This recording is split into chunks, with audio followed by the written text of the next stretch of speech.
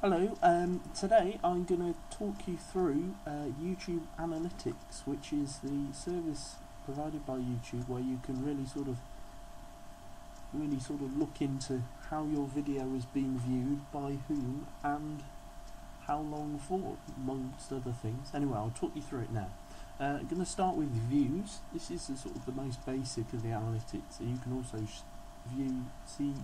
see your view numbers on your video page. If you click on the analytics, you get a more in-depth look at your views.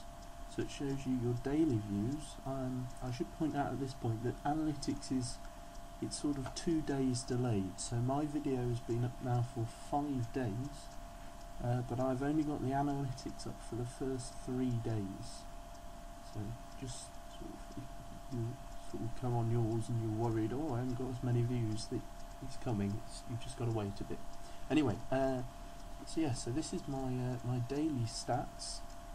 So these are the views per day that I've received, and then you can change the views, so you can look at your total views. There we go. So that's how much it's sort of gone up.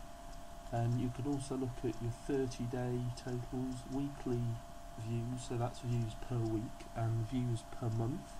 I won't go on them, they're quite boring for mine, it's only been up for 5 days. Anyway, then go back to daily stats, there we go. And metrics, now these will provide you with another little graph. There we go, in red here. And that can show you a variety of things. This first one is estimated minutes watched, which is the total minutes YouTube reckons your video has been watched for per day. So on the first day, I had, there we go, 114 views, and it was watched for a total of 2 hours.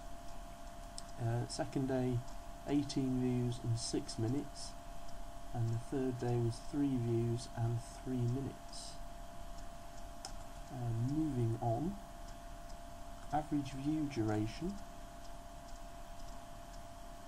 This is how long on average people have watched your video for. So I had 1 minute 3 seconds on the first day. I missed it, there we go, 22 seconds on the second, and 1 minute 11 on the third. Because these are averages, these red dots, they can be skewed quite heavily, so especially if you've got a very low number. So for example, I had 18 views here and it was only 22 seconds. I mean, I might have had a few people might have watched it all the way through, but if all the way through, but if only a few people have watched sort of the first 5 seconds and thought, oh no, this isn't what I wanted, it can skew your results. Unique cookies, this is quite a useful one. This basically tells you how many unique viewers you've had. So if someone were to say watch your video 10 times, you would rack up 10 views, but you'd only get 1 unique cookie, because the cookie is something that sort of the computer leaves on the website to say it's been here. So I had first day, for example, I had 114 views and only 93 unique cookies. So it suggests that some people, I'm not sure who, but some have been watching my video more than once. This last one here is subscribers. This is people who subscribe to your channel. So I've had lots of views but no subscribers as yet. The last thing I'll show you on views, if I get rid of the metric there, is I'll click on this map. Now you can do this for all the data I've just shown you, and it basically gives you an idea of where in the world people have this sort of data has occurred. So this is just my basic views. So I've had, there we go, 113 views from the UK, 1 view from Canada, 2 from the US, and I think, there we go, 1 from Australia. Right then, we will move on from views to demographics. I'll only talk about this very briefly because I haven't got any. Right, demographics is basically, it will tell you the sort of the makeup of your audience, so whether they be male, female, what sort of age range you're looking at. The data's collected from people with Google accounts, so YouTube accounts, Google Plus, etc., etc. But I haven't had anyone watch my video who's either logged in or even had a YouTube account, so there's no data for me to actually show here. So, but anyway, it's quite useful if you've got the data. Move on. Playback locations. This is the where and how people have watched your video.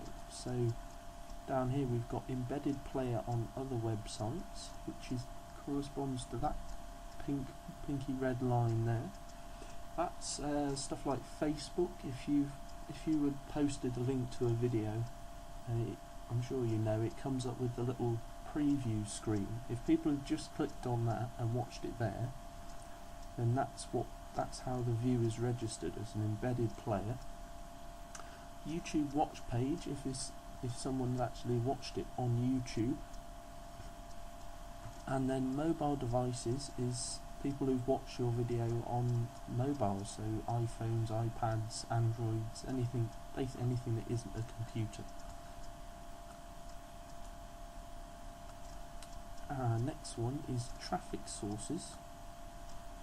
This shows you where people have found your video. So again, we've got embedded player, which is top, which is going to be, that's Facebook again. So if you posted the link on Facebook and they've watched it on where the link is.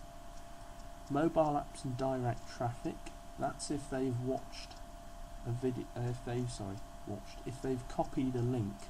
So if you've put the link in on Facebook, they've actually copied and pasted the link into their browser window up here.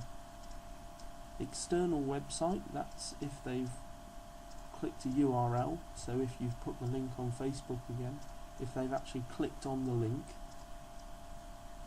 YouTube search is if the video's been searched, found it through a search. Homepage feeds and subscriptions is finding it through YouTube, so whether it's through subscriptions or if it's been suggested to them by YouTube on their homepage. YouTube other features, that's going to be either video responses or suggested videos if they've watched a video and it's been suggested in the side panel, or if they've watched something and your video is a video response. Final view report is audience retention. This is very much what it says on the tin, really. I'll just stop my video playing. Excuse me. This is how long people have watched your video for. So you can watch your video, and that little red line up there will move along with the playhead, and it shows you when people basically have switched off from your video, so how much of the audience you've got left as your video moves along. Now mine is, if you wanted, for example, if I wanted to improve my blogging technique, then I would look at this and say I probably need to improve the beginnings of my videos, because it seems that my audience drops from 100% down here to 15% really within the first 2 minutes of the video. Now, if you are wondering how this compares, YouTube has the answer. If you click here on relative audience retention, it shows you the average statistics for YouTube videos and how your video compares, which is this blue line here. So as you can see, at the start of my video I'm below average. We'll come along here, and then I get up here, I go up to being average below average. So yeah, you can compare how your video compares to other YouTube clips. Right then, I'll quickly show you these engagement reports. These are fairly self-explanatory, and I haven't got many of them, so that's why I'm not going to hang about. Subscribers is how many people you subscribe to your video or your channel. This is back to these line charts. So you've got your you can have total views and singular views. We've got likes and dislikes. I'll show you this one because I've got a couple of likes on my video. There you go. So again, you've got your total views, so that'll be a flat line there. There we go. You've also got favourites, so how many people have favourited your video, how many people have commented on your video, how many people have shared your video, and how many annotations have been added to your video while it's being watched. So there you go, that's my very brief guide to YouTube analytics. So hopefully it will help you to get a bit more out of YouTube and help you improve your videos. So thank you very much for watching.